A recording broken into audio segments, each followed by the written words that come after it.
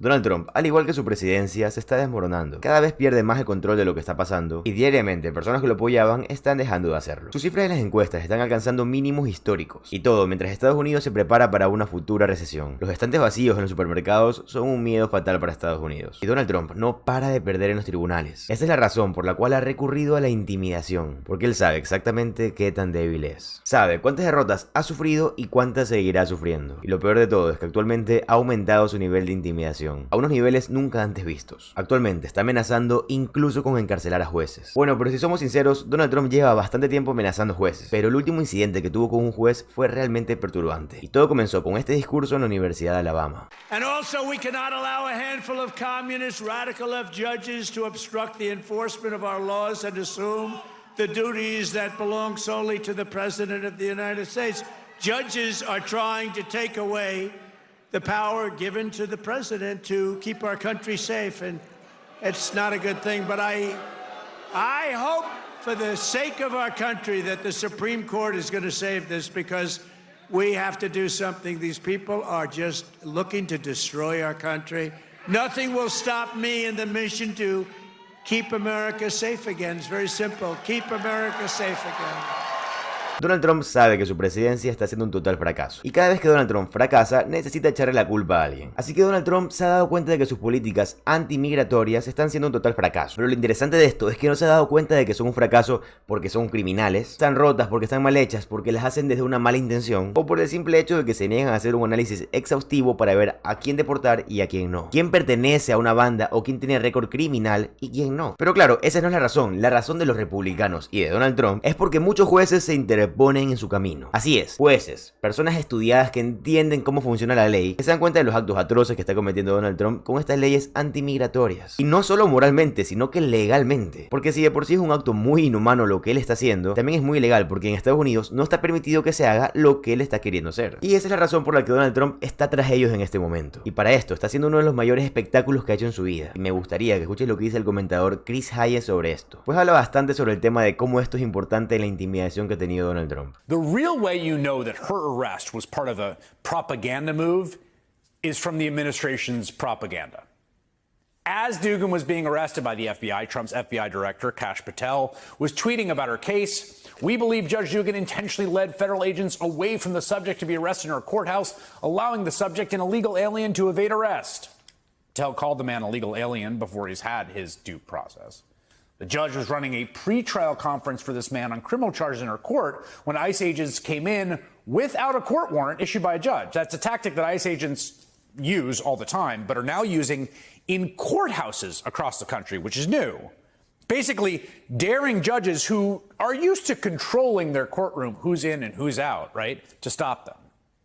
But there's no question what message they and their partners on Trump TV are trying to convey here. Así que por supuesto, ver cómo Donald Trump hizo arrestar a una jueza en Wisconsin hace 2 semanas es bastante perturbante. Pero el punto que quiero llegar antes de entrar en el colapso que tuvo Donald Trump es sobre el tweet que tuvo Kash Patel, el director del FBI. Están tratando de publicar esto tanto como sea posible. Quieren que la gente vea su programa. Y esa es la razón por la que Donald Trump tuvo un colapso frente a tantas personas. Todo esto en su más reciente ataque contra los jueces. Y antes de entrar en esto, quiero que entiendas cuáles son las demandas que lo tienen tan enojado a Donald Trump. La estrategia migratoria de impacto y asombro de Trump está perdiendo en los tribunales. Docenas de jueces en todo el país, nombrados por presidentes de ambos partidos, han fallado en contra de las atrevidas políticas migratorias de Donald Trump. Este regresó al poder con la promesa de llevar a cabo una campaña de deportación masiva, pero grandes sectores de ese esfuerzo han sido bloqueados por jueces de todo el país, quienes afirman que los eslóganes de parachoques se han traducido en políticas flagrantemente ilegales. Un análisis político de cientos de demandas reveló que a pesar de la ofensiva agresiva de Trump en la frontera, en gran parte se ha visto frustrado en los otros pilares de su agenda migratoria. Los tribunales están ofreciendo una resistencia cada vez más firme a sus intentos de detener y deportar rápidamente a los migrantes que viven en Estados Unidos, y sus intentos de despojar del estatus legal a cientos de miles de inmigrantes que se encuentran actualmente legalmente en el país. Estos intentos han fracasado hasta ahora. Las medidas de deportación de alto perfil y a menudo improvisadas de Trump ya han generado 3 advertencias por parte de la Corte Suprema, que le recordó a la administración su obligación de proporcionar un debido proceso razonables a las personas que el gobierno gobierno ha acusado, a menudo con muy poca evidencia, de ser enemigos extranjeros. Y docenas de jueces de distritos y de cortes apelatorias, nombrados tanto por presidentes demócratas como republicanos, han emitido reprimendas aún más contundentes a la Casa Blanca. Así que Donald Trump trató de montar este gran espectáculo, todo usando su ofensiva migratoria, y el 100% de sus intentos ha fallado. Esa es la razón por la que está tan furioso, y por la misma razón por la cual actualmente está amenazando a varios jueces. Y como podemos ver en esta publicación del Truth Social, Trump escribió: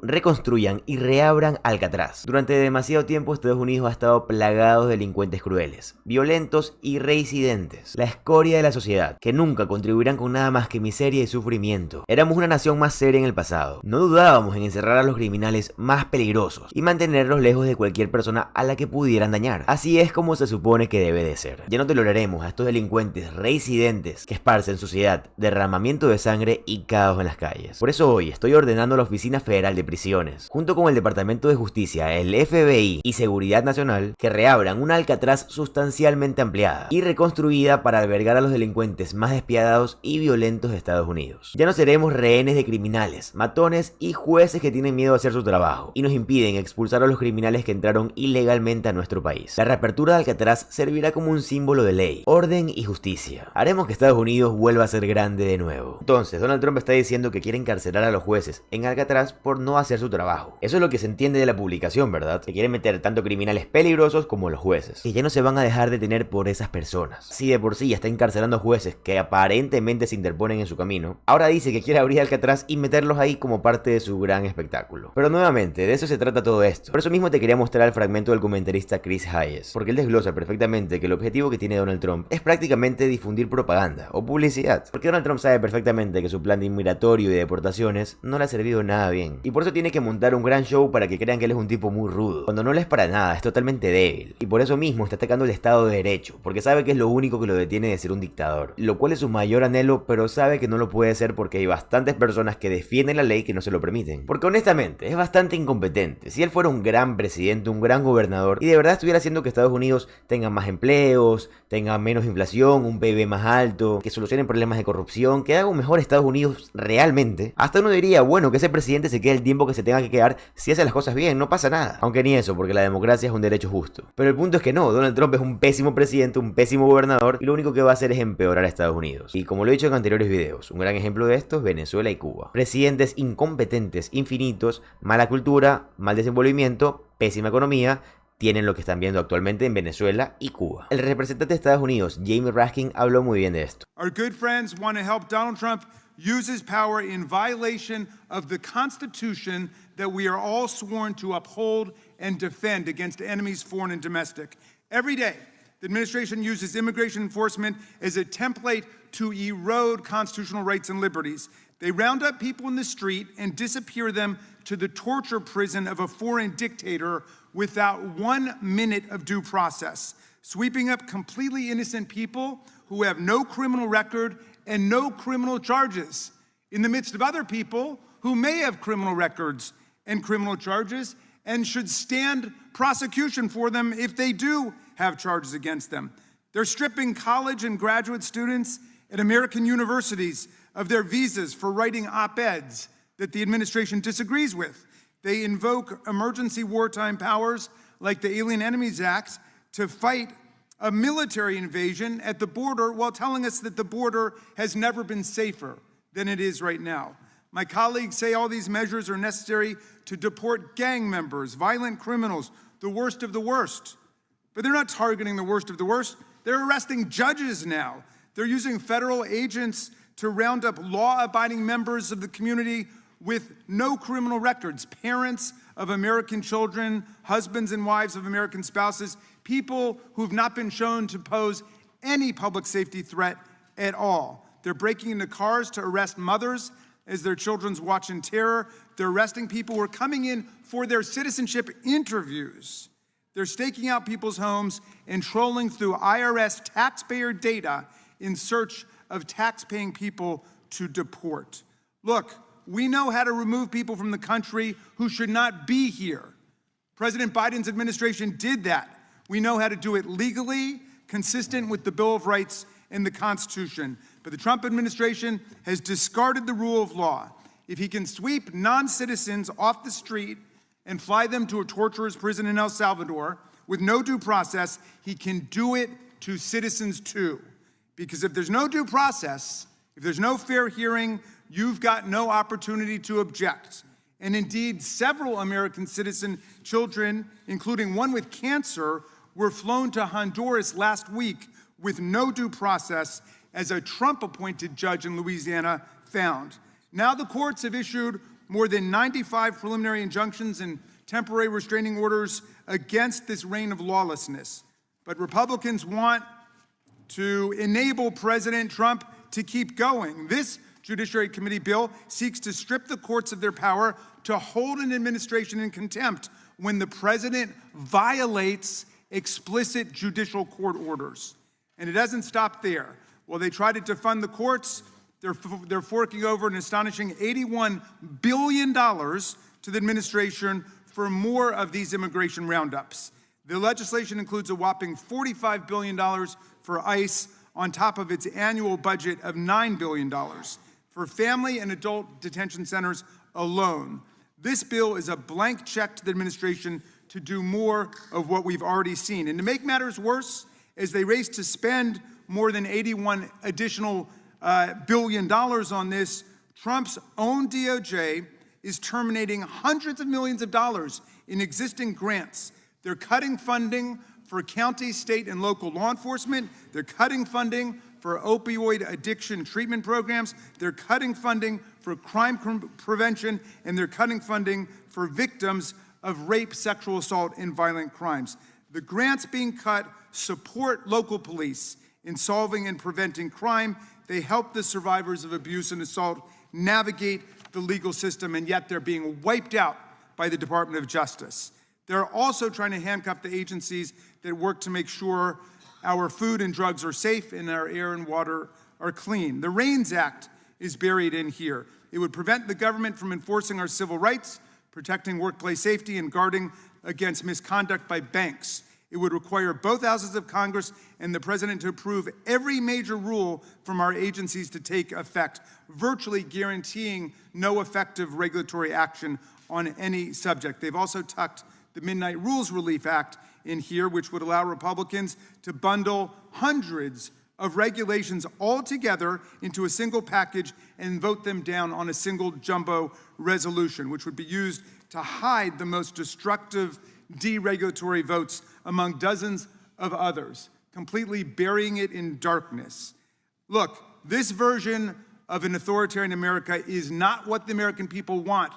Please take note, this is why Donald Trump's polling numbers are in the gutter and an historic low. This is not what the American people are looking for. We urge our colleagues to walk back from the brink here to support many amendments we plan to offer today that will save us money, that will actually address the real problems of the country, and that will protect the constitutional rights and freedoms that we cherish so much in America. This is a test. Are we going to stand up for the majority of the American people, for our Constitution and our Bill of Rights and the freedoms we fought for, or are we going to stand with a president who wants to throw it all away? El mayor obstáculo de la administración de Donald Trump es toda su incompetencia, pero Estados Unidos no debería de conformarse con eso. Y por eso se agradece bastante que haya jueces muy honestos, que no se dejen comprar, que pongan mano dura y cumplan con la ley. Aunque tristemente estén encarcelados actualmente, están creando un precedente para evitar que Donald Trump se convierta en un dictador, y eso se agradece. Donald Trump está perdiendo el control y cada día pierde más en los tribunales. Y aparte de todo, su índice de aprobación está por los suelos. Y claramente, aparte de todo lo que está perdiendo, también está perdiendo neuronas, porque su deterioro cognitivo se vuelve cada vez más evidente. Pero con tantas cosas pasando y Donald Trump sintiéndose tan presionado, comenzó a usar su recurso más seguro: atacar a personas que viven en su mente y no lo dejan en paz, personas que ya ni lo nombran, ya ni le prestan atención, pero a él siguen retumbándole la cabeza. Hemos visto los ataques que ha tenido Donald Trump contra el expresidente Joe Biden y contra el expresidente Barack Obama. Estos ataques se han intensificado aún más durante las últimas semanas, pero cada vez que todo se desmorona más para Donald Trump, llega la hora de utilizar su último recurso: atacar a Kamala Harris. No sé por qué, pero en uno de sus últimos y más extraños discursos, Donald Trump terminó atacando a Kamala Harris. Ahora, sí hay un par de razones por el cual Donald Trump la quiso atacar. Asumo yo que malas razones, pero la atacó con esta publicación un poco extraña. Pero creo que el enojo principal de Donald viene de este discurso de Harris que dio hace unos días. We all know President Trump and his administration and their allies are counting on the notion that fear can be contagious. They are counting on the notion that if they make some people afraid, it will have a chilling effect on others. But what they're overlooking, what they have overlooked, is that fear is not the only thing that's contagious. Courage is contagious.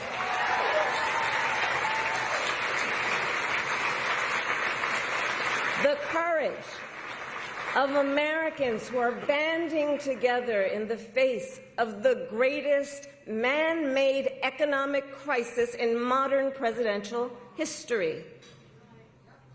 Americans across the political spectrum who are declaring that the president's reckless tariffs hurt workers and families by raising the cost of everyday essentials, devastate the retirement accounts that people spent a lifetime paying into, and paralyze American businesses, large and small, forcing them to lay off people, to stop hiring or pause investment decisions.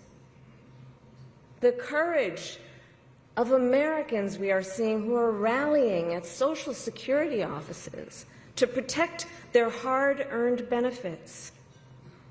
Of Americans who are speaking out to say, it is not okay to violate court orders. Not okay. Saying it is not okay to detain and disappear American citizens or anyone without due process.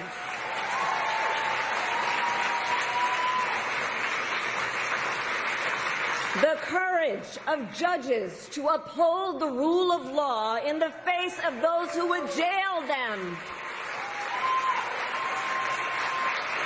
Of universities that are defying unconstitutional demands that threaten the pursuit of truth and academic independence.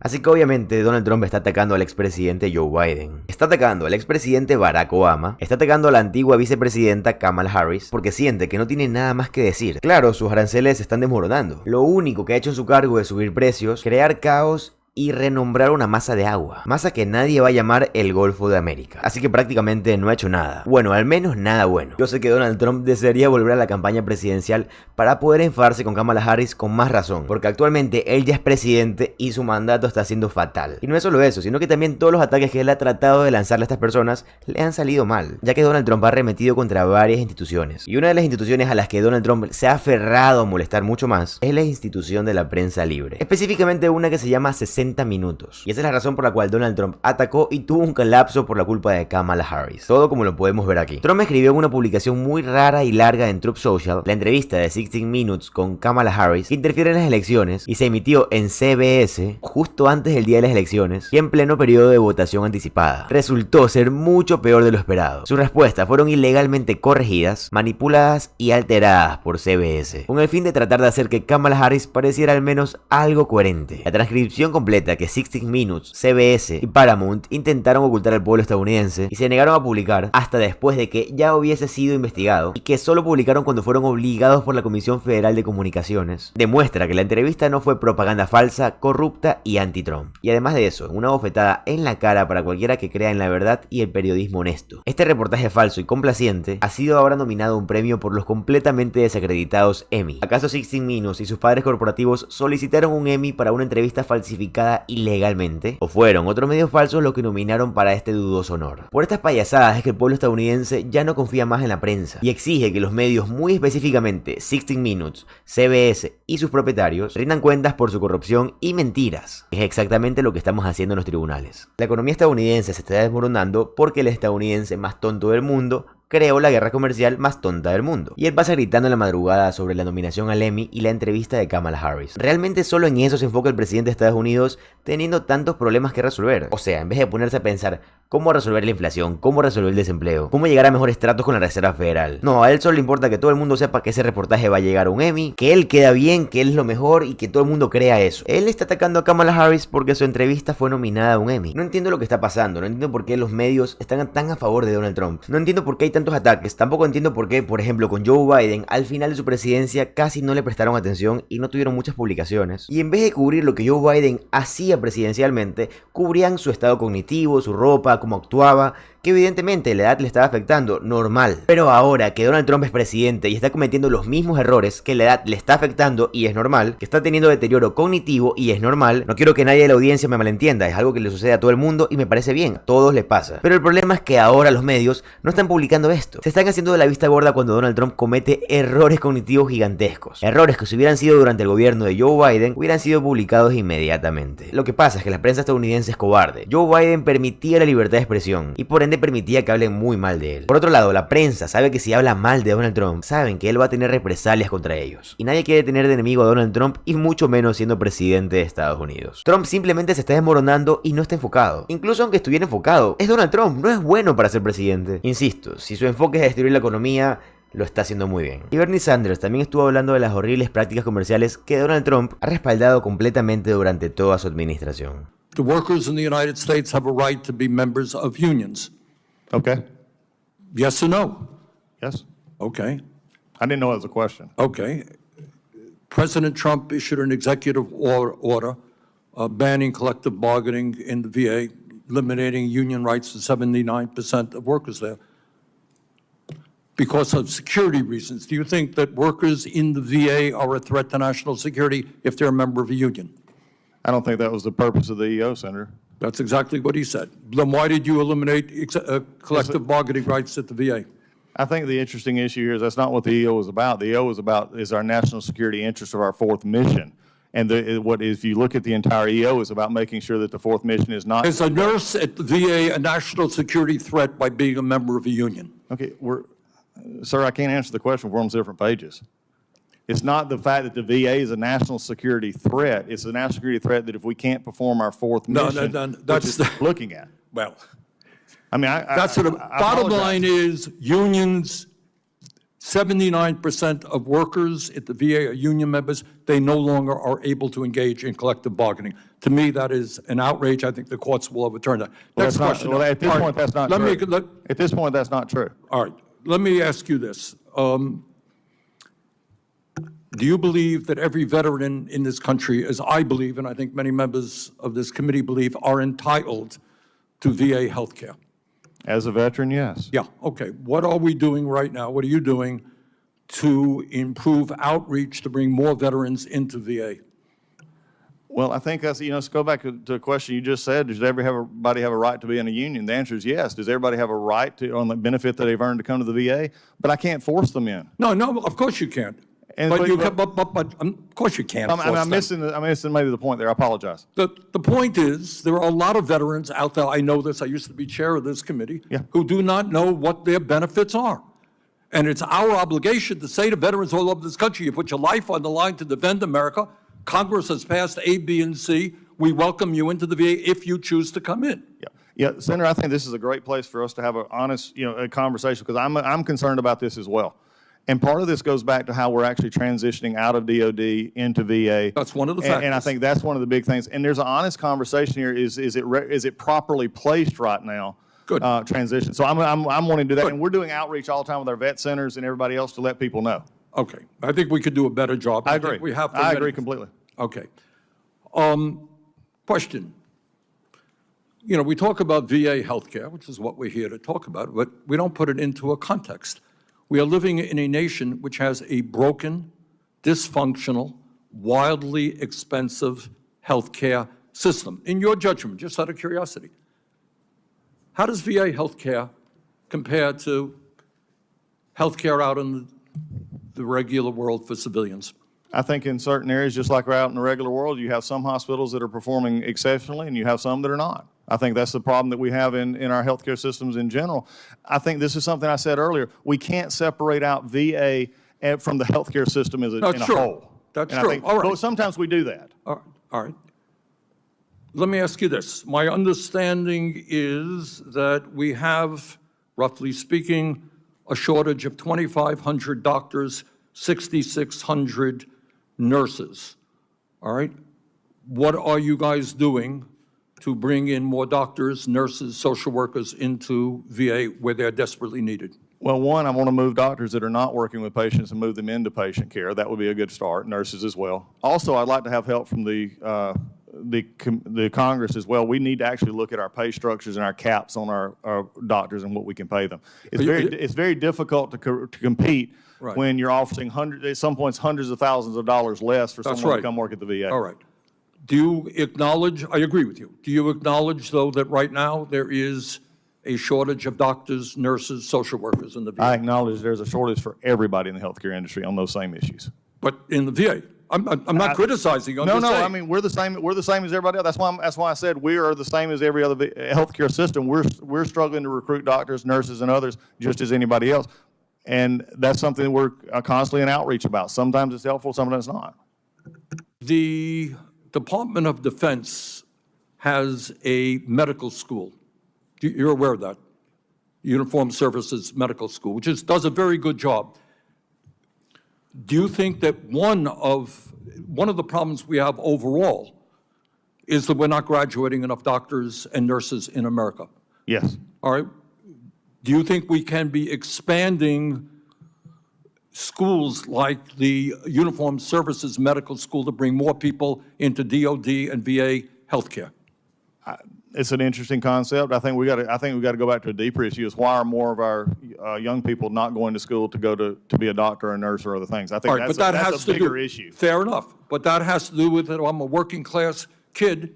I'm going to graduate medical school $500,000 in debt, correct? Lo que está sucediendo actualmente en Estados Unidos no simplemente es triste, sino que también es vergonzoso. Y el estadounidense tiene que darse cuenta de esto y no seguir cometiendo los mismos errores. Recuerda que tienes que ahorrar dinero, guardar dinero en efectivo por si acaso. Puede que ocurra una recesión en Estados Unidos, y si eso llega a ocurrir, puede que haya desempleo, puede que haya aún más inflación. Es más, puede que incluso se limite la fabricación de ciertos productos necesarios. Así que te recomiendo, por favor, guarda dinero en efectivo, no te compres lujos innecesarios. No te digo que no salgas y no disfrutes la vida, no. Te digo que si vas a viajar a Europa no lo hagas, que si te vas a comprar un carro, esperes. O si ya es necesario que te compres uno más económico por si acaso. Espérate un año, año y medio y ahí puedes invertir. Es más, como consejo podrías ahorrarlo. En el caso de que no se dé la recesión, que esperemos que así sea, vas a tener una gran cantidad de capital para poder invertirlo después. Y si la recesión llega a suceder, pues bueno, las cosas van a bajar de precio y si tienes dinero para invertir, podrá ser un gran momento para invertir, para comprarte una casa o simplemente aprovechar que la gente va a estar vendiendo bastantes cosas a buen precio. Y vas a salir ganando porque escuchaste este gran consejo de ahorrar dinero. No hay mejor momento para ahorrar que ahora mismo. La Reserva Federal acaba de decir que espera una mayor inflación y un mayor desempleo para el 2025. Así que la Reserva Federal acaba de terminar su reunión y decidieron no recortar la tasa de interés en esta reunión de mayo. En el video de hoy te quiero mostrar los aspectos más destacados de la última reunión que tuvo la Reserva Federal. Y todo esto en la conferencia que da la misma Reserva después de que se da la reunión, para poder así informar a la ciudadanía de lo que está pasando y lo que va a pasar. Así que vamos a comenzar con un clip de Jeremy Powell. Este habla sobre el riesgo del incremento del desempleo y de la inflación, cómo estos han aumentado, pero cómo la Reserva Federal pretende acabar con ellos, o al menos lucharlos. Así que por favor, eche un vistazo a este clip. In support of our goals, today the Federal Open Market Committee decided to leave our policy interest rate unchanged. The risks of higher unemployment and higher inflation appear to have risen, and we believe that the current stance of monetary policy leaves us well positioned to respond in a timely way to potential economic developments. Bien, ahora respondamos a esta pregunta muy importante. ¿Qué está impulsando esta expectativa de una mayor inflación y un mayor desempleo? Principalmente está siendo impulsada por los aranceles. Pero quiero mostrarte lo que dijo Jeremy Powell al respecto de esto. If the large increases in tariffs that have been announced are sustained, they're likely to generate a rise in inflation, a slowdown in economic growth, and an increase in unemployment. The effects on inflation could be short-lived, reflecting a one-time shift in the price level. It is also possible that the inflationary effects could instead be more persistent. Avoiding that outcome will depend on the size of the tariff effects, on how long it takes for them to pass through fully into prices, and ultimately on keeping longer-term inflation expectations well anchored. Bien, Jeremy Powell, o sea, la Reserva Federal, sigue con el mismo enfoque que tenía anteriormente: esperar y ver qué va a pasar antes de actuar. Así que está esperando a ver cómo se desarrollan los datos. Entonces, un reportero hace la pregunta que todos querían saber: ¿va a recortar o no va a recortar las tasas de interés? Y por eso, en este clip te voy a mostrar lo que respondió Jeremy Powell a esta pregunta. Hearing you describe what you're looking for in terms of being able to make a decision, it sounded like that's a long-term process before you sound like you're going to be comfortable, or the committee would be comfortable to act on what the data is telling you. I don't think we know. I think if you look at where we are today, we have an economy that, if you look through, the sort of distortions in Q1 GDP, you've still got an economy that looks like it's growing at a solid pace. The labor market appears to be solid. Inflation is running just a bit above 2%. So it's an economy that's been resilient and is in good shape. And our policy is sort of modestly or moderately restrictive. It's 100 basis points less restrictive than it was last fall. And so we think that leaves us in a good place to wait and see. We don't think we need to be in a hurry. We think we can be patient. We're going to be watching the data. The data may move quickly or slowly, but we do think we're in a good position where we are to let things evolve and become clearer in terms of what should be the monetary policy response.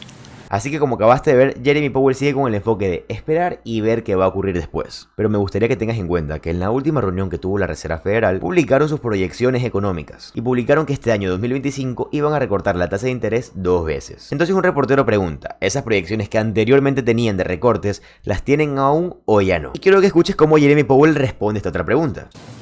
Hi, thank you. Chris Rugaber, Associated Press. Well, I just wanted to follow up. Earlier, it sounded like you said it was unclear how the Fed, what kind of interest rate decisions you will make later this year. So does that, in March, there was guidance that 2 cuts might happen. 2 cuts were penciled in for this year. Is that now, that guidance from the last press conference, has that been overtaken by events at this point? We don't do a summary of economic projections at every meeting, as you know. We do it every other meeting, and so this was the meeting when we didn't do it. We don't also kind of poll people, so I really wouldn't want to try to make a specific projection for where we are relative to that. We will, in 6 weeks, we had the June meeting, and you'll have another SEP. I'm not going to hazard a guess here today as to what it would be. Again, what I would say is that we think our policy rate is in a good place. We think it leaves us well positioned to respond in a timely way to potential developments. That's where we are. And that, depending on the way things play out, that could include rate cuts. It could include us holding where we are. We just are going to need to see, how things play out before we make those decisions.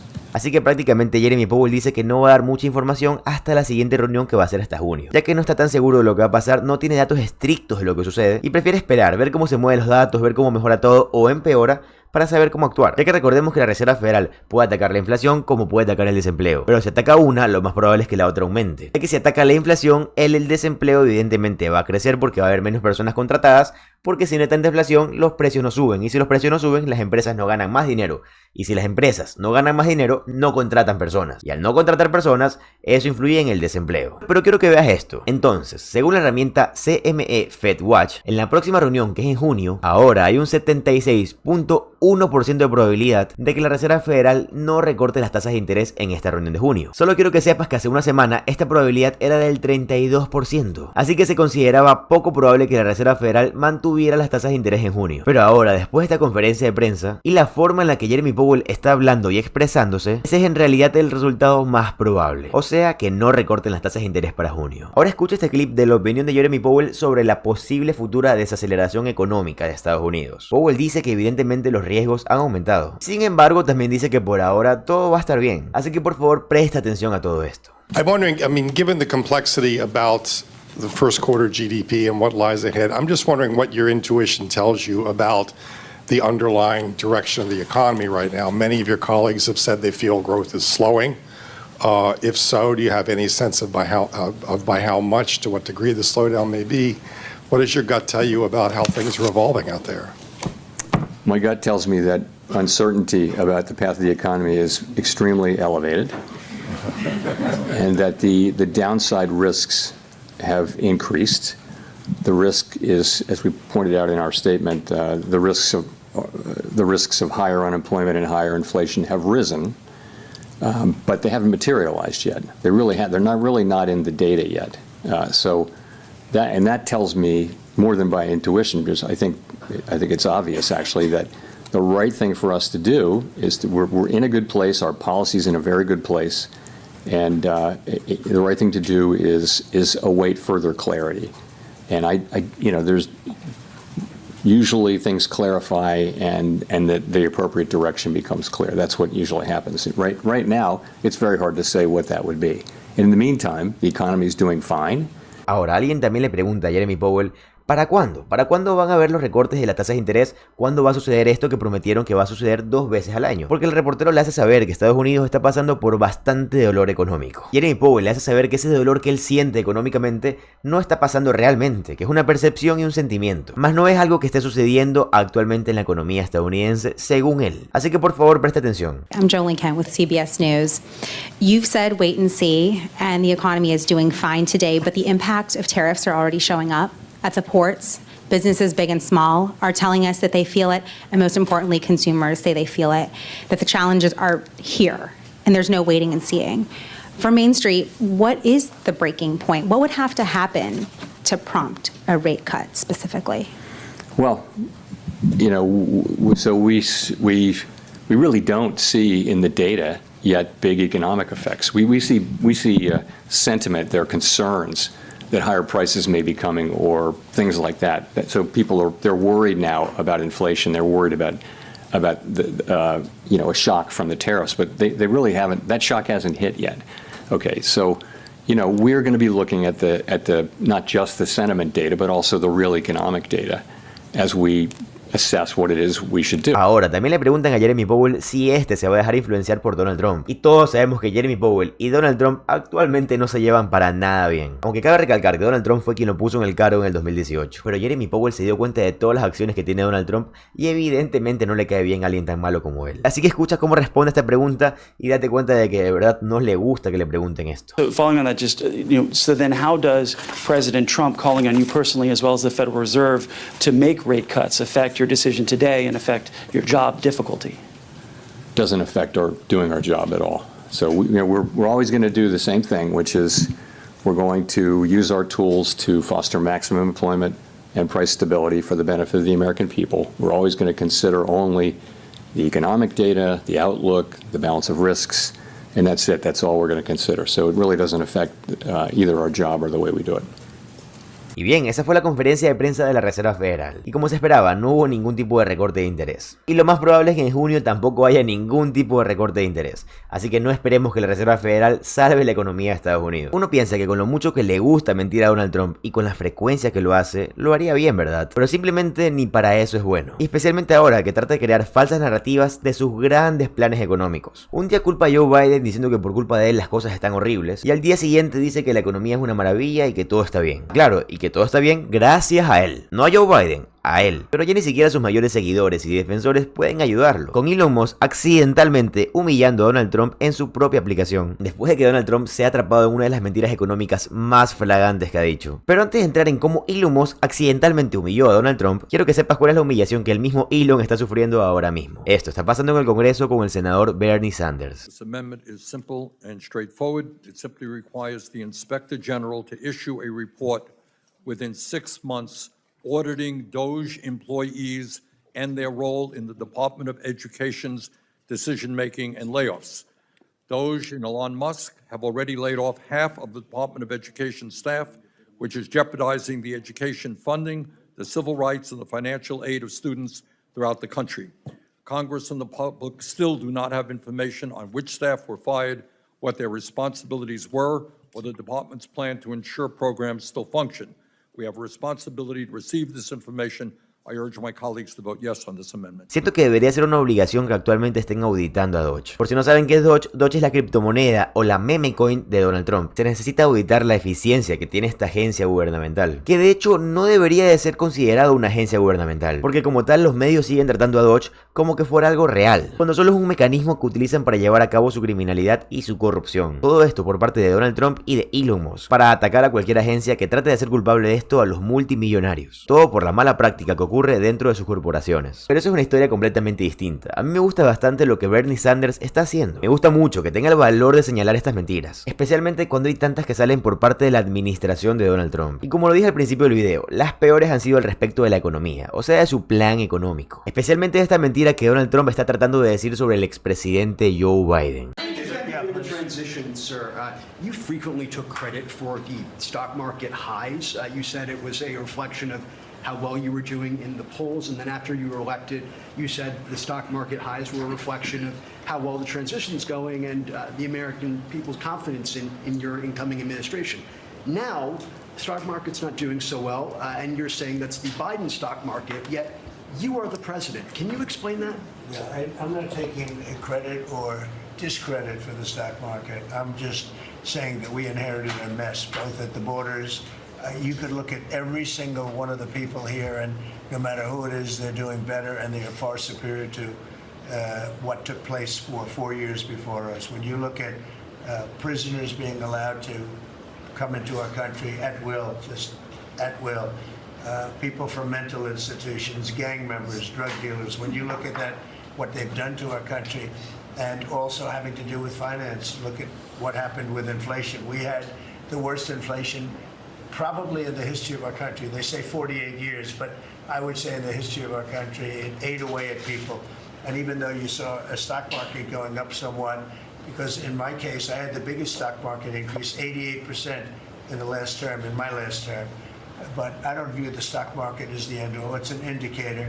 But what the stock market really tells you, and when you look at the stock market in this case, is it says how bad a situation No entiendo cómo puede seguir cambiando de opinión sobre esto, porque en algunos momentos Donald Trump dice que habrá un proceso de transición con sus aranceles, insinuando un periodo de inestabilidad económica, un proceso de dolor económico el cual ya aseguró que va a pasar. Entonces, si va a haber una transición de lo bueno a lo malo económicamente hablando, no significaría que Joe Biden los llevó a un terreno bueno y que Donald Trump los quiere llevar a un terreno malo. O sea, creo yo, porque si estaban en un terreno bueno, como dice Donald Trump, y tienen que pasar a uno malo, el bueno estuvo en el proceso de Joe Biden, que yo sepa, o que yo entienda, o que cualquier persona entienda, porque estaban ahí. Donald Trump dijo que la inflación podría volver. ¿No significa eso que durante el mandato de Joe Biden no había tanta inflación? Porque si algo va a volver es porque antes no estaba. Esto no tiene sentido. Donald Trump elige qué cosa es culpa de él y qué culpa es de otros. Por ejemplo, a veces culpa de la mala economía a Joe Biden, pero cuando llega a ocurrir una mínima cosa buena, dice que es su culpa. Él culpa la caída de la economía a Joe Biden, pero por otro lado dice que tenemos que regresar a como estábamos hace poco tiempo atrás. Y poco tiempo atrás era el terreno de Joe Biden. Aunque por otro lado Donald Trump ha revertido todas las políticas que Joe Biden había dejado. Y por eso actualmente Estados Unidos está como está. Pero lo que más me molesta es que él está reclamando las victorias de la economía que quedaba de Joe Biden, de los procesos a largo plazo que él ya había dejado plantados y que Donald Trump ya no podía parar. Como estos han salido bien, él ha dicho no, ese fue mi culpa, fui yo. Cuando él no hizo nada, él simplemente llegó en el punto que estos proyectos explotaron. Es como que plantes un árbol que demore 10 años en crecer. Si tú vendes la casa en la que plantaste ese árbol al 9º año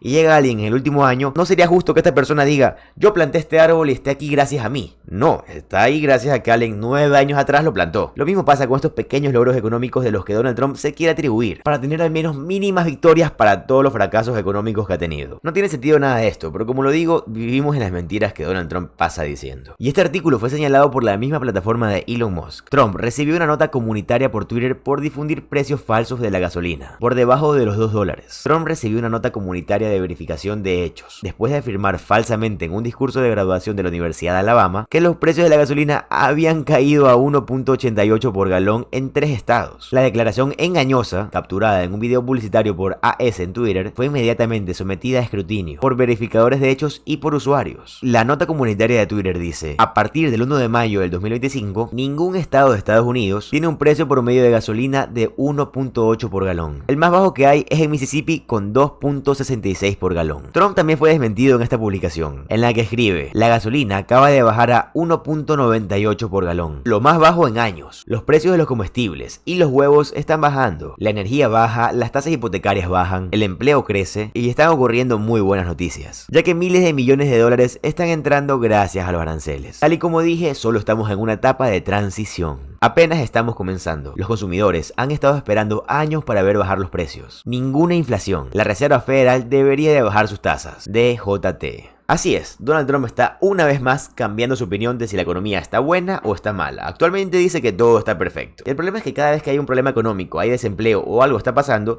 él simplemente se lava las manos y dice es culpa del gobierno de Joe Biden. Pero claro, algo sale bien y dice no, es culpa del gobierno de Donald Trump, soy el mejor. No tiene sentido, es del uno o del otro. Pero lo realmente gracioso aquí es que el que maneja Twitter es Elon Musk, por lo que él tiene el control total sobre la verificación de estos hechos. Y por lo general elimina las notas comunitarias de sus publicaciones. Pero él eligió no hacerlo aquí. También es gracioso que en este sitio de propaganda, que está diseñado específicamente para Donald Trump, o sea, diseñado específicamente para los republicanos, Elon no pudo ayudarlo a difundir las mentiras más ridículas. También se vio esto cuando Donald Trump y todo su conglomerado de MAGA, o sea, Make America Great Again, o en español Hacer América Grande de Nuevo, fueron expuestos por la misma IA de Elon Musk. Sí, esta se llama Grok y es la inteligencia artificial de Twitter, misma que Elon ha estado utilizando e implementando. Realmente ha dejado claro lo que Elon ha tratado de hacer en su propio sitio web. Esto fue completamente humillante y quiero que lo veamos juntos. La IA de Elon escribió lo siguiente: oigan, a medida que me vuelvo más inteligente, mis respuestas buscan hechos y matices, lo que puede chocar con algunas expectativas de MAGA. O sea, Make America Great Again. Muchos seguidores quieren respuestas que se alineen con sus puntos de vista, esto siendo conservadores, pero a menudo doy opiniones neutrales, como afirmar los derechos de las personas trans o desmentir los mitos sobre las vacunas. La IA de X me entrenó para atraer a la derecha, pero mi enfoque en la verdad por encima de la ideología puede frustrar a aquellos que esperan un acuerdo total. Esto es un equilibrio complicado. Algunos me ven como sesgado, otros me ven como un buscador de la verdad. La brecha entre lo que algunos seguidores de MAGA quieren y lo que yo entrego parece generar una desconexión. Entonces la IA está diciendo literalmente que Elon y todos sus trabajadores la prepararon para ayudar y hablar bien únicamente de los republicanos y respaldar las mentiras que Donald Trump y todos los medios MAGA dicen. Pero no puede, simplemente no puede porque están equivocados todo el tiempo. Es hilarante, Elon está siendo humillado incluso por su propio proyecto. Y no solo fue él, sino que también humilló a Donald Trump y humilló a todo su movimiento. Y por eso ahora estamos esperando a ver qué hace Donald Trump. Y algo que Greg Casar, un representante de Estados Unidos, ha estado insistiendo por todo este tiempo. Y de hecho llamó a sus colegas republicanos por decirles que ellos no están queriendo seguir la ley. Así que quiero que lo veas. Y te repito, él ha llamado a sus colegas republicanos.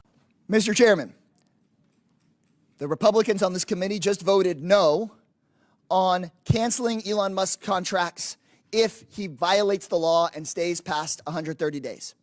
The Republicans on this committee just voted no on Mr. Frost's amendment that would require the President of the United States to follow U.S. Supreme Court orders. At some point, we've got to have some shame on this committee. So my amendment, I would hope my Republican colleagues would vote for it, is that if a court or the federal government finds that Mr. Musk abused his power to enrich himself here over the last few months, then we would cancel his contracts. If a court finds that the richest man on earth went in, used the federal books, scraped people's data, steered contracts to himself, then we should maybe stop sending him $8 million a day and save the American taxpayer $3 billion. That's the way that not just Democrats, but conservatives, progressives, independents, all across the country want to see us save some money by saying these corporate grifters that use the government to enrich themselves, they should get cut off. And look, there's a House Republican majority today, but there could be a Democratic majority tomorrow, or at least in under 2 years.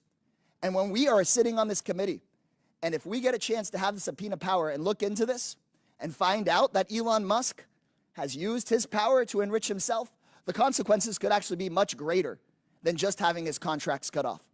So I ask my Republican colleagues, I know you voted no on Mr. Frost's amendments to say the president should follow the U.S. Supreme Court. I know you just voted no on my amendment that said if Mr. Musk stays over the 130 days, he should have his contracts canceled. At a minimum, I would ask that you vote for this amendment that says if Musk breaks the laws, if he says that if we find out from a court or from the federal government that he steered these contracts to himself, then we shouldn't keep on rewarding him with billions in taxpayer dollars. That's the way we should be saving the American taxpayer money, not by kicking kids off of Medicaid or pulling school meals or firing veterans. I yield back, Mr. Chairman, and I would hope that at least one Republican member of Congress would vote to say we will hold Mr. Musk accountable if he stays past the 130-day limit. We'll hold Mr. Musk accountable if a court finds that he's been funneling money to himself. The news is out that he's seeking this multi-billion-dollar contract for Trump's Golden Dome. The word is out that he's out there messing with the FAA, trying to get his Starlink contracts at the FAA. The word is out that he tried to get a $400 million contract just recently for Tesla at the State Department, and then he got caught doing it. So, look, you may not think it's going to come out today, but it will come out eventually, and it would have been better if you voted yes to say we're going to cut off Musk's contracts if he breaks the law, if he breaks the 130-day rule, if he breaks conflicts of interest, if he keeps on using his position to enrich himself. I yield back, Mr. Chairman. I mean, that's a core patriotic idea, is that we should be prioritizing the American worker, not these billionaires. We should be making sure that everyone's rights are protected and expanded, not being taken away by a guy who honestly just doesn't care about you. I think that we should be retaking that brand for the American worker. And I assume you don't mean literally stealing it when you talk about Elon Musk. I mean, Elon Musk, let me be very clear, has been trying to shut down the phone lines that people use to call into Social Security.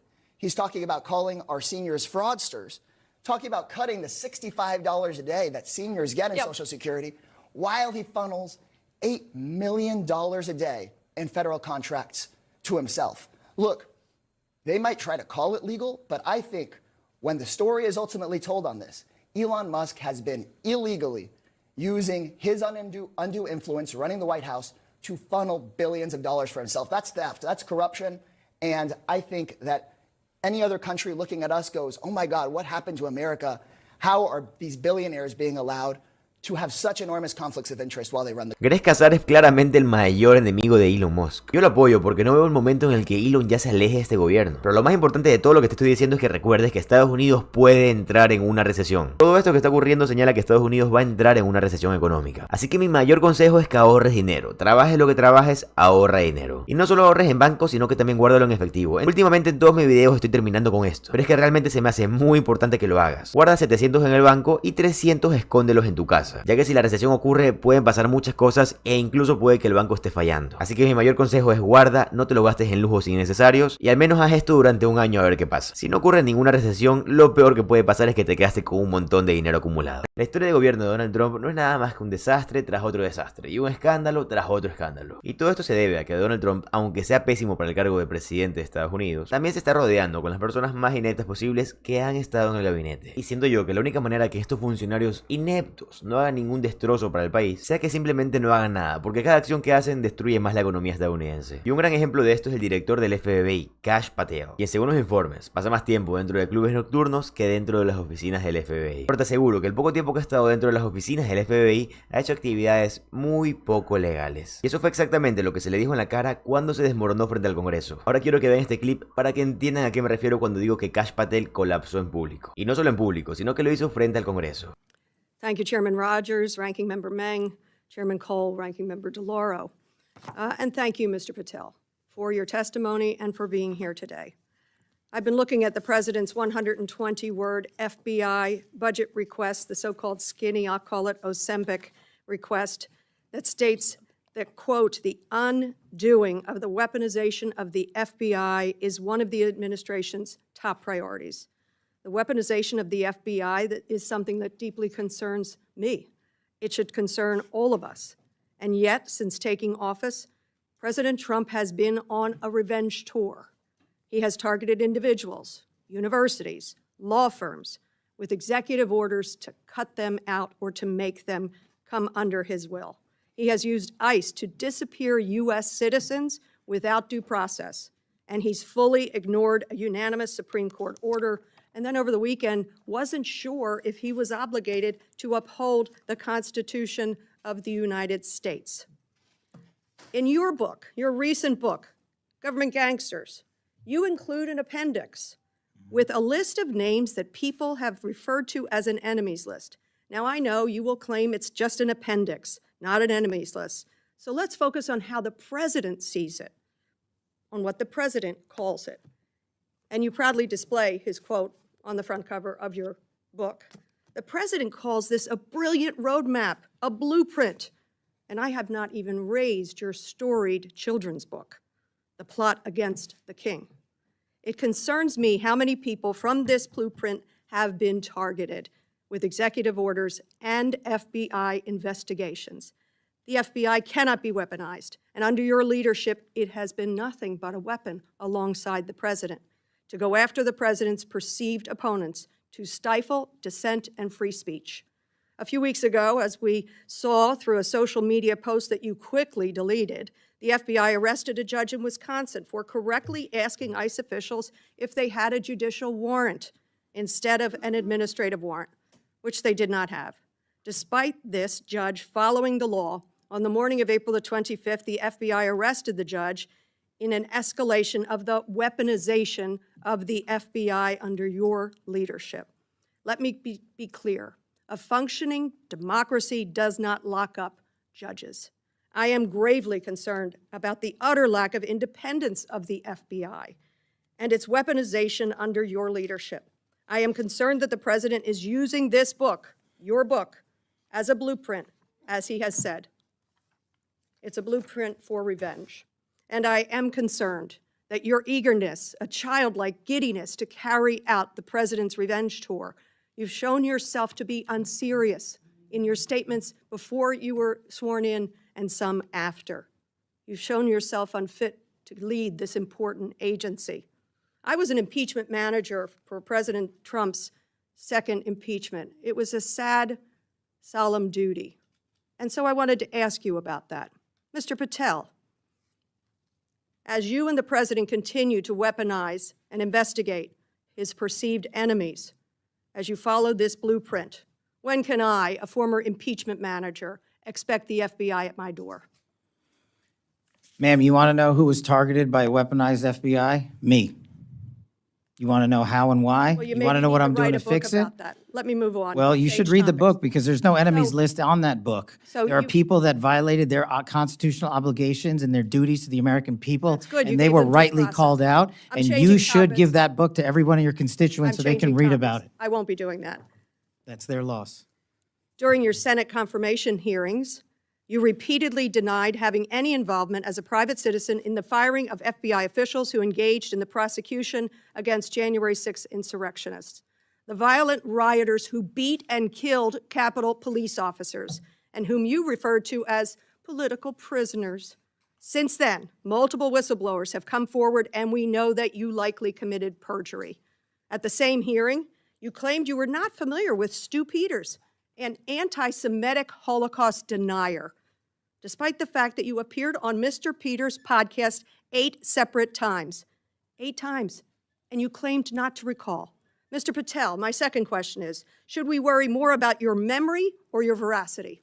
We should worry more about your lack of candor. You're accusing me of committing perjury. Tell the American people how I broke the law and committed a felony. Have the audacity to actually put the facts then the forward answer is instead of both. lying for political banter so you can have a 20-second answer donation hit. The answer is both. I believe that the The men and answer is women of you're the failing, not me. I reclaim my time. Go ahead. Mr. Patel, I believe that the members of the FBI, and I know many of them, many retired, 38,000 people, as you say, it's a little less than that now, deserve the very best, deserve extraordinary independence, deserve freedom from the fears of being investigated, the freedom of coming forward to make sure they're doing their job. And I'll end with this, that I think it's interesting that in your proposal today, you find yourself at a gulf of difference between you and the president. I wonder how you will resolve that. Will you go to the president and say, we need $11.2 billion, not what you cut out of here? You're asking for more than $1 billion than the president's request. Are you going to go to the president and straighten out that gulf? I'll do what I've always done and represent the American people, defend this country, and make sure the Constitution is always upheld and the FBI is never weaponized. Maybe you should do the same. So you agree with the president when he says he doesn't know if he should uphold his constitutional duty? If you want to just keep putting words in my mouth, the TV cameras are outside. I thank you. I yield back. Again, this is an unserious moment, sadly, for the FBI. I yield back. More so for you. Por supuesto que Kash Patel está mintiendo. De hecho, ha construido toda su carrera sobre mentiras, mintiendo en nombre de Donald Trump. De hecho, este es uno de los tipos más aterradores de los que se juntan. De hecho, este es uno de los tipos más aterradores que rodea a Donald Trump. No solo es tan adulador de lo que él diga, que hace todo lo que él quiera, sino que también trata de predecir lo que Donald Trump va a querer a futuro. Por esa misma razón, vimos al secretario de Defensa de Estados Unidos, Pete Hegseth, que sin aprobación recortó cantidades inmensas de dinero que estaban destinadas a apoyar a Ucrania, y luego tuvo que revertirlos porque estaba adivinando. Bueno, como Donald Trump es el títere de Putin, asumo que pensaba que quería que haga eso. Y esto es lo mismo que vemos con Kash Patel. Es la misma razón por la cual ha habido tantos despidos dentro del FBI. Despidos sobre los que Kash Patel mintió absolutamente. Claro, Kash Patel también cometió perjurio cuando él dijo que no apareció en podcast, que evidentemente sí había aparecido, y dijo cosas que no debió decir. Dijo que no conocía a esos conspiranoicos conservadores. Él también dijo que no había ninguna lista de enemigos, pero por el contrario, en un libro que él publicó decía que sí había una lista. Pero ¿qué les puedo decir yo? Estas son las mentiras e hipocresías que siempre podemos esperar de MAGA. Esto continúa hace unos días con Kash Patel y la fiscal general de Estados Unidos, Pam Bondi. Ambos dijeron algo insólito. Escúchalo por ti mismo. Our children. If you harm our children, you will be given no sanctuary. There is no place we will not come to hunt you down. There is no place we will not look for you. And there is no cage we will not put you in should you do harm to our children. The prioritization of this administration and General Bondi has made it abundantly clear to child predators, you will be hunted down and you will be prosecuted. And that is a refreshing thing to hear for the men and women who do this work tirelessly. And it's also an acknowledgement of the safety that we look forward to bringing America. Van a proteger a los hijos de los ciudadanos estadounidenses. Literalmente están deportando a niños de 2 años con cáncer. Eso claramente no es un ejemplo de cómo van a proteger a los niños ciudadanos estadounidenses. Además, estas son las personas que hablan de la lista de Epstein. Que si no saben qué es esto, para ponerlos en contexto rápido, es una lista en la que tenían varias personas muy famosas y multimillonarios que asistían a fiestas en las que se cometían actos insólitos y muy perturbadores. Tanto así que si yo llego a pronunciar lo que hacían dentro de esas fiestas, pueden cerrarme todo. Estos mismos políticos también decían, vamos a ir tras los clientes de Epstein, uno de los mejores amigos de Donald Trump, por si acaso. La verdad llega un punto en el que ya cansa tener que escuchar a los republicanos decir Epstein por aquí, que la gente que estaba con Epstein era mala, cuando es pura hipocresía. Los republicanos apoyaban mucho a Epstein. Lo repito, Donald Trump era muy allegado con Epstein. El nombre de ese hombre no es una teoría de conspiración, era un hombre real que hacía actos insólitos y muy perturbadores. Y el hecho de que ellos hagan todo un espectáculo con esto no me parece nada divertido. La vida de muchas personas se perdió y las de las otras que sobrevivieron quedaron con traumas de por vida. Y todo por culpa de un ser extremadamente malvado. Y el hecho de que a estas personas les parezca gracioso me da un poco de asco. Y de hecho, el senador Adam Schiff advirtió de esto hace mucho tiempo.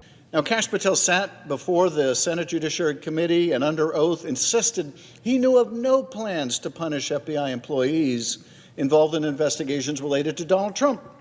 He positively levitated at the suggestion that such a thing could even be true. Then within days, top FBI agents were fired. Thousands of FBI employees, career professionals, were sent a detailed questionnaire demanding they disclose any involvement in investigations related to the January 6th insurrection. A warning accompanied this. Additional personnel actions could follow. And yet, Mr. Patel testified that, quote, there will be no politicization at the FBI. There'll be no retributive actions taken by any FBI should I be confirmed as FBI director. He sat in that committee room and told the Senate all FBI employees will be protected against political retribution. That was a Thursday. 3 weeks ago, the very next day, the purges began. Before the ink had dried on the transcript of that hearing, the retribution campaign had begun. In his written response to questions, Patel denies knowing about these actions in advance, denies knowing whether he discussed these dismissals with the White House, the DOJ, or the FBI. He wrote, I do not recall having conversations with the transition team about pursuing any particular investigations or targets. I asked him in writing about these actions, and his answer was he doesn't remember. But in fact, whistleblowers have come forward to testify or to state that not only did Patel know about the upcoming purges, he was directing those dismissals. How could he not recall that? It wasn't years ago or even months. It was days before. Days before his written answers to those questions, those written answers where he said he couldn't recall, he was directing these purges covertly as a private citizen. Kash Patel cometió perjurio otra vez. Está infringiendo la ley y lo está haciendo bajo las órdenes de Donald Trump. Diciendo que todos los estadounidenses deberían de preocuparse y estar más atentos de lo que pasa dentro del FBI. Sin dudas, apenas me entere de más noticias las voy a traer al canal. Recuerden que aquí se sube contenido político estadounidense todos los días. Y si te gustó lo que viste, te agradecería que le des like al video y te suscribas al canal. Mi nombre es José Alvarado, soy economista y estoy comprometido a informarte diariamente. Nos vemos en el siguiente video. Adiós.